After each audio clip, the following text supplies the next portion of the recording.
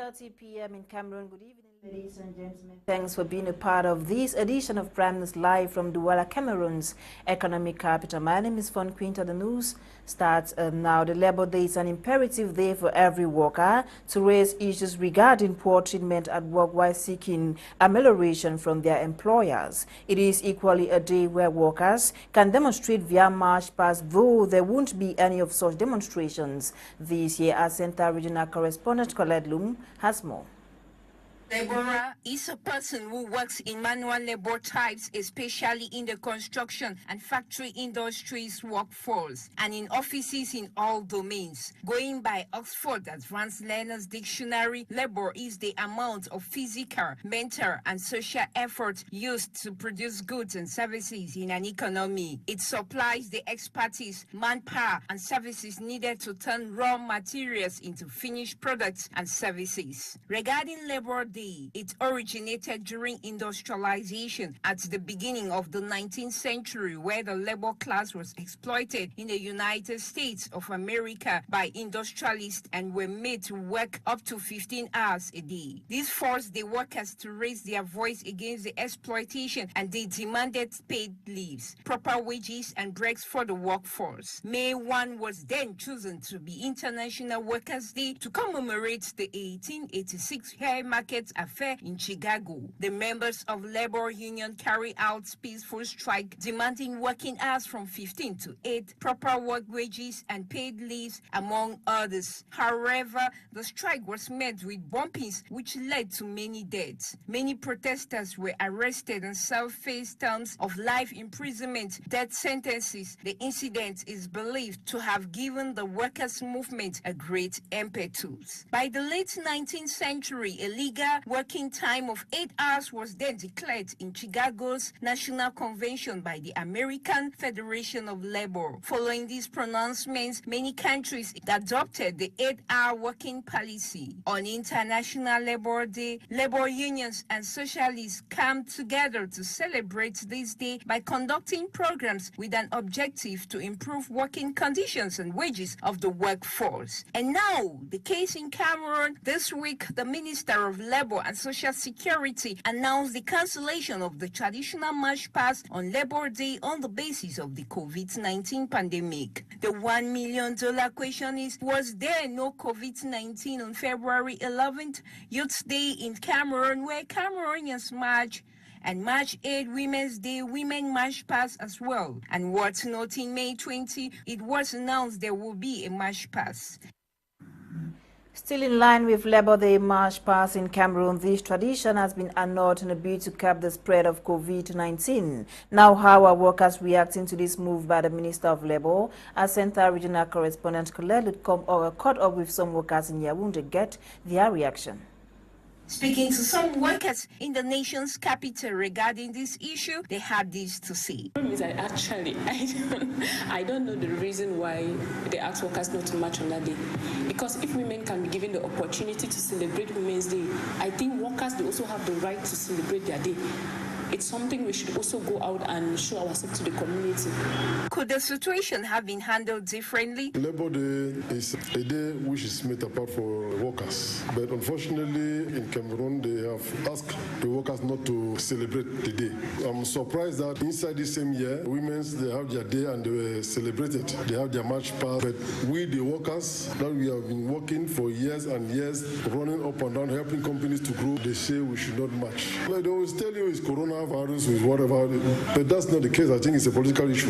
Maybe they think if we go out there and march, some people will come out with some placards and write some stuff. To prevent that to happen, they will tell you don't march.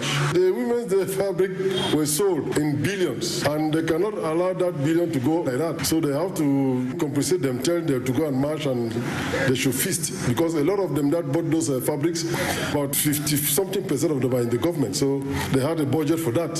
So they should justify the budget. But whereas we are private, private companies, so we are not like a parasite that we want to express ourselves. Whatever the case may be, going by majority of workers in Cameroon, these 136 International Labour Day workers would have loved to march past with placards tabling some of their disgruntles at work for amelioration by those in charge, vis-a-vis a moment of workers to interact with their colleagues, bosses, and why not relax after all the tough work carried out in various challenging, unconducive work conditions with low-paid salaries in Cameroon. Away from Labour Day and march past protecting state-owned land from unlawful occupation and sales was the main point of the discussions during the cabinet meeting for the month of April. This exchange session, which took place in Yaoundé, was chaired by Prime Minister Chief Dr. Joseph Diangoute. Get details in this report with Mwanze Njoyogo. Safeguard state-owned lands, rural electrification, COVID-19 pandemic and the cholera outbreak were the main points of discussion during this month of April cabinet meeting for 2022. Partakers during this meeting examined strategies and texts to prevent the illicit occupation and sale of state-owned lands and bring about possible solutions to solve these. Speaking on this issue, Cameroon's Minister of State Property, Survey and Land Tenure, Henry Eyebe Aisi, says this malpractice is done with the collaboration of some administrative authorities. Illegal sales of these said properties, that is coming from, let's say, malpractices, dysfunction of the MINCAF services here and there, with the complicity of some administrative authorities. Participants equally talked on the issue of rural electrification, which presently is at just 26%. Some rural electrification projects are the construction of 50 mini hydroelectric dams. The COVID-19 pandemic and the cholera epidemic were equally examined during this meeting. Prime Minister Joseph Diangoute demanded strong measures be put in place to contain COVID-19 and cholera epidemic as COVID-19 is resurfacing in many countries around the globe. Now, in the southwest region, workers of the Cameroon Development Corporation (CDC) have threatened to go on strike over 27 months of irregular salaries. The threat from the disgruntled workers is contained in a petition addressed to the governor of the southwest region, Bernard Okalabilai. Catherine Kongwe completes the story. Workers of the Cameroon Development Corporation (CDC), which stands as one of the second largest employer in the country, have gone for 27 months without salaries. They are now threatening to go on strike if the powers that be fail to act.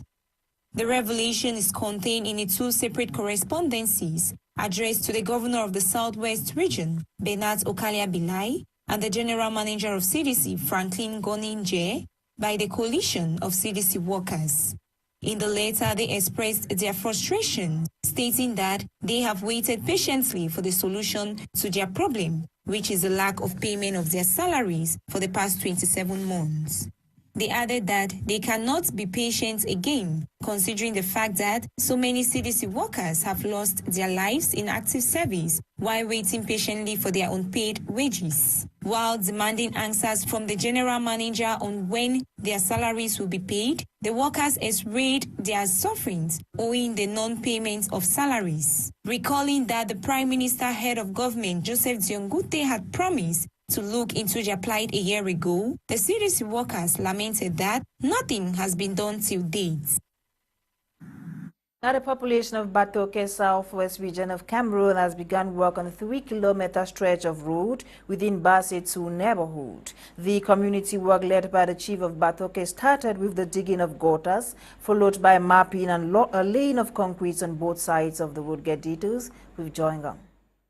As the rainy season approaches, the inhabitants of Bassetou, a neighborhood in Batoke village in Limbe, take preventive measures to avoid floods which lead to the destruction of roads. It is for this reason that the chief of Batoke, His Royal Highness Otto Mulongo, joins the quarterhead of Bassetou and the inhabitants to dig and build gutters to facilitate the passage of water when the rains fall.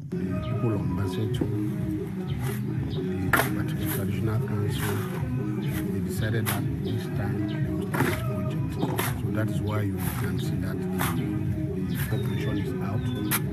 As you can see, we already dug their gutters, and we see that by leaving the gutters like that, it will not be good. So it's good that we save them by building them with stones. That's why you saw that the population came out this morning to start what they have promised. According to some inhabitants of the Mbasetu neighborhood, they suffer a lot during the rainy season because of the lack of a drainage in that neighborhood. Usually at the rainy season, this area used to be impassable. If you have been in this quarter, most people who have vehicles, they used to park their vehicles at the road. And then they come up on foot, and the following morning they go and pick their vehicles up. But now up to the vehicles are passing very well. Thanks to this gutter that we started creating here. This gutter has assisted a lot, and if we leave it at this point, the rain and the low soil will wash away and we'll have problems. That's the reason that we decided to contribute money and start building gutters.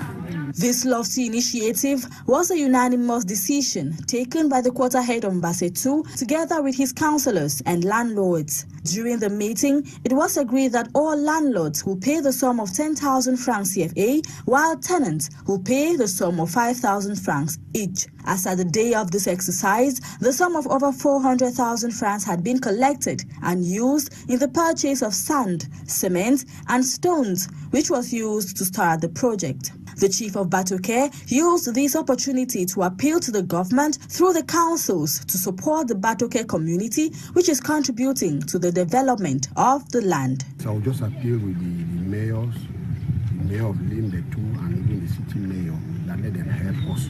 That the Batoke community, we are not that community that want to sit and fold their hands, that we are waiting for the government to come and do things for us. That is why we are trying by only 2 means to see that we start somewhere. So if they will come to our aid, it will be very good, and it's going to be good and better for the whole municipality. It is worthy of note that Batoke is a cosmopolitan village which lies at the extreme of Limbe 2 municipality and happens to be one of the most populated villages in the Limbe 2 subdivision. Coming up next, the people of Crebe Ocean Division of the South region of Cameroon, after voluntarily giving their land for the construction of the Crebe-Lolabe Highway, are begging for compensation more, with Miriam Gaket. A month prior to the inauguration of the Crebe-Lolabe Highway, compensating local population is still a preoccupying factor. The Octotones of the locality of Crebe 1 and Lukunji plead to continue exploiting the lines, but most importantly, demand to be compensated in order to easily relocate their different families. Je dis clairement que très peu de personnes ont été indemnisées. Donc le problème qui se pose aujourd'hui, nous sommes contents de la belle réalisation de l'autoroute, mais a greater majority of the population have not been compensated. We are however happy about the beautiful infrastructural achievement, and we agree to the 160 meters that the state should take. But our plea is that the state should allow us continue with our farming activities before the launching of works in those domains because of the scarcity of lands in Crebe. Que l'État puisse permettre à ce que nous puissions continuer à exploiter nos terres en pratiquant de l'agriculture. The inaction of the government authorities so far has given rise to acts of vandalism, leading to the partial destruction of the barbed wires, stirring the intervention of the senior divisional officer amongst other dignitaries. Ça va être mis en circulation le mois prochain. Donc prenez l'habitude de ne plus utiliser ces routes. Like the minister said, the highway will be operational next month. Understand this and let the construction workers finish their works. The divisional officer here will make sure that you receive your compensation by next week. Peut-être la semaine prochaine. Dans les jours à venir, voilà. The Crebe-Lolabe Highway is an infrastructural innovation long by 35 kilometers, which will contribute in the congesting traffic before and after the Port Authority of Crebe. Now, Douala-based teacher Sama John, who was arrested years back for having links with separatist fighters, is in a critical condition in prison. According to family members, he was detained at the Newburgh prison, but later wished off by authorities. Emanuela Moni tells us more. After multiple months of search, his family found him at the dreaded Kondengi prison in Yaoundé, where he is held to date. Like many others incarcerated with links to the armed conflict in the northwest and southwest regions, his living conditions have been, to say the least, unbearable, according to members of his family. From torture to being chained in cells and having little to eat, his travails are numerous. Sources say he remains in pre-trial detention, a state which often takes years to leave with the Cameroon justice system. With a verdict yet to be passed, his family fears he may not even live to see the end of it. Their cry to authorities and prison officials to look into his condition seem to fall on deaf ears. Sama, they say, has a life-threatening infection gotten from the bad conditions at the prison where he is held. In a video of him making rounds on social media, the teacher's legs appear to have been infected by microorganisms, with his bone nearly exposed because he is not well taken care of. Within the past 5 years of the armed conflict in the northwest and southwest regions of Cameroon, many have died in detention centers while others continue to suffer in the overcrowded facilities. Over 298 persons have been infected and 9 deaths recorded following cholera outbreak in Juvett, Littoral region of Cameroon. To help fight the epidemic, the United Nations has donated $1 billion to the government of Cameroon. Cynthia Azanu completes the story. The number of cholera cases in Cameroon, which were reported in October 2021, have increased significantly in recent weeks. As of April 18, 2022, over 5,718 cases were reported, mainly in the southwest and littoral regions of the country. 2 of the 4 divisions in the littoral region have already been hard hit by the cholera epidemic. The town of Njombe-Penja is currently on a high alert with over 289 infected cases and 9 deaths. The government of Cameroon has been organizing vaccinations campaigns against the epidemic. However, the United Nations has made available to Cameroon authorities 1 billion francs CFA. This announcement was made last week by the UN Under-Secretary of State in charge of the Central Emergency Response Fund, Martin Griffiths. It should be noted that the government has launched a vaccination campaign to try to stop the epidemic, which has already claimed victims in Cameroonian prisons and in the Cameroon economy. And famous Cameroonian comedian Danny Green has donated food items and basic necessities to Cameroonian refugees as well as Nigerian IDPs residing in Abuja, Nigeria. Get more on this report with Eileen Sama.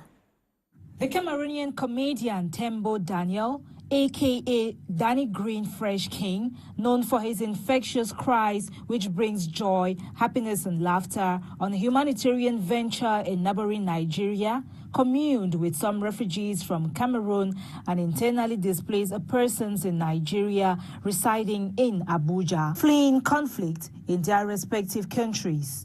Danny Green brought them food items consisting of noodles, mineral water, and soft drinks, just to name a few.